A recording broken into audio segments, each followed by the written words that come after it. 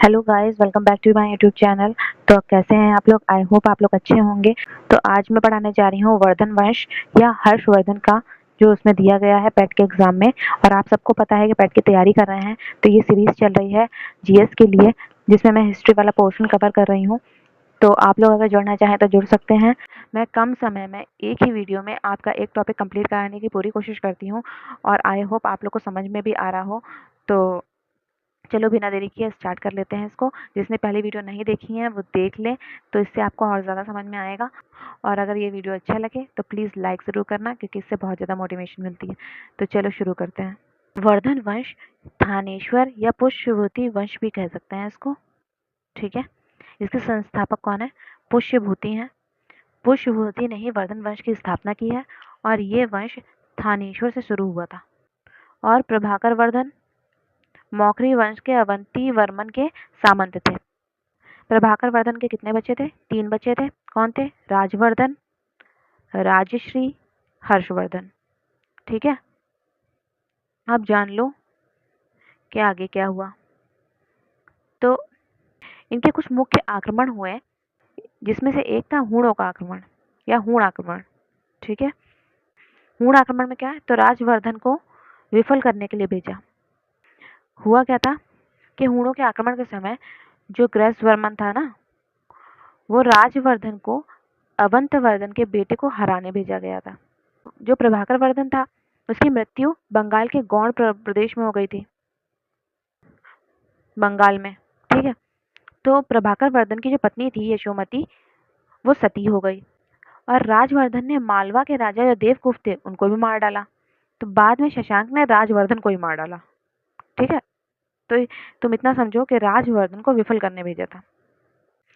प्रभाकर वर्धन की मृत्यु हो गई थी, अभी हमने बताया तुमको। ठीक है, और इनकी जो माता थी, मतलब राजवर्धन की माता, इसकी पत्नी प्रभाकर वर्धन की, तो यशोमती सती हो गई थी। आ जाओ अब इधर। राजवर्धन की शादी हुई थी ग्रसवर्मन से। ग्रसवर्मन वही है, जब हूणों का आक्रमण हुआ था और राजवर्धन गया था ना, तब वहां पर ग्रसवर्धन भी था। क्या हुआ था कि जो ये ग्रसवर्धन था, तो जब हूणों का आक्रमण के समय इसी ग्रसवर्मन ने राजवर्धन को अवंतवर्मन के बेटे को हराने के लिए भेजा था। ठीक है, तो वही लिखा है राजवर्धन की विफल करने के लिए भेजा था, तो कंफ्यूज मत हो जाना। ग्रहवर्धन अवंती वर्मन के बेटे थे। ठीक है, कैपिटल क्या थी? कन्नौज थी। तो इनकी मृत्यु कहाँ हुई थी? ये बंगाल गौड़ प्रदेश में हुई थी। ठीक है, ये गौड़ प्रदेश वही है जहाँ हूणों का आक्रमण हुआ था। ठीक, और वो बंगाल के गौड़ प्रदेश में ही मारे गए थे। ठीक, फिर आ जाओ, कौन से राजा ने इनकी मृत्यु की थी? तो राजा शशांक ने की थी, और मालवा देवगुप्त ने की थी। ठीक है, आगे आ जाओ। अब है हर्षवर्धन का काल कब से कब तक था। हर्षवर्धन का काल था 606 से 647 एडी तक। ठीक, इनका जन्म कब हुआ था? 590 ईस्वी। राजगद्दी पर कब बैठा था? 606 ईस्वी में। ठीक, इनकी जो पत्नी थी, इनकी पत्नी का नाम क्या था? दुर्गावती नाम था। शशांक को मार डाला। हर्षवर्धन ने शशांक के खिलाफ युद्ध किया था, उसी में शशांक को मार डाला गया था। तो बौद्ध भिक्षु दिवाकर मित्र ने राष्ट्रीय को ढूंढने में मदद की थी। तो हुआ क्या था, हर्षवर्धन अपनी बहन राष्ट्रीय को ढूंढने के लिए निकले, और उनकी हेल्प कौन कर रहे थे? बौद्ध भिक्षु दिवाकर मित्र। ठीक, अब क्या हुआ था कि उस समय उसकी बहन जो राष्ट्रीय थी, वो बहुत ही ज़्यादा मुश्किलों से गुजर रही थी और आत्महत्या करने जा रही थी, जिससे उन्होंने बचाया था। ठीक है, उनने सही समय पर उनको ढूंढ लिया और आत्महत्या करने से रोक लिया। चलो आगे बढ़ते हैं। कन्नौज भी हर्ष की कैपिटल रहा है। हाँ, तो क्या हुआ, कन्नौज भी हर्ष का कैपिटल रहा है। ठीक, हर्षवर्धन कैपिटल कन्नौज भी रहा है। 618 ईस्वी में नर्मदा नदी के तट पर चालुक्य राजा पुलकेशिन II ने हराया था हर्ष को। ये याद रखना, ये क्वेश्चन आता है, इंपॉर्टेंट है। आगे आ जाओ। पुलकेशिन का दरबारी कवि कौन था? रवि कीर्ति। जो इम्पोर्टेंट है वो ये है कि दरबारी कवि कौन थे? बाण भट्ट। ये ज्यादा इंपॉर्टेंट है। इन्होंने कादम्बरी और हर्षचरित्र लिखी है, ये सबसे ज्यादा आता है, मोस्ट इम्पोर्टेंट क्वेश्चन है ये। अब यहाँ आ जाओ, हर्षवर्धन द्वारा लिखित रचनाएं कौन कौन सी हैं?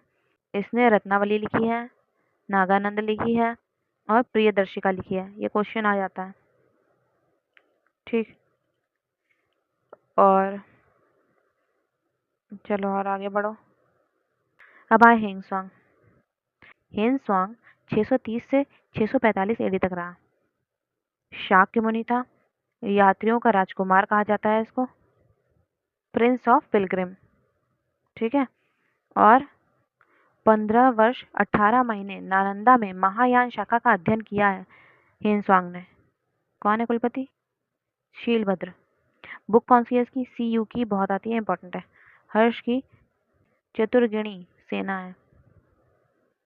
हर्ष को शिलादित्य भी कहा जाता है। अश्वसेना का प्रमुख था इसका कुंतल। कौन था? कुंतल। उन्होंने कुंभ मेले का आयोजन भी किया है। ठीक है, तो इनका कार्य क्या रहा है? कुंभ मेले का आयोजन किया है।